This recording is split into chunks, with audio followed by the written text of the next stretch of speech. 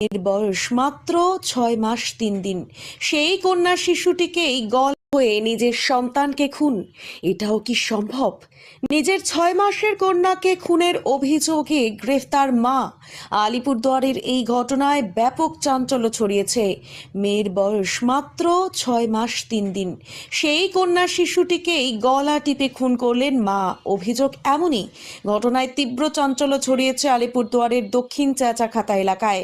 অভিযুক্ত মা পূজা ঘোষকে গ্রেফতার করেছে আলিপুরদুয়ার জেলা পুলিশ। শুক্রবার দুপুর 2টো নাগাদ চেঁচাখাতা ডিএস কলোনির বাসিন্দা পূজা ঘোষ অভিযোগ করেন তার শিশুকন্যা দেবত্রেতা ঘোষকে ঘর থেকে চুরি করে নিয়ে যাওয়া হয়েছে। তিনি জানান, মেয়েকে খাওয়ানোর পর বসার ঘরে শুইয়ে রেখে শ্বশুরকে খাবার দিচ্ছিলেন।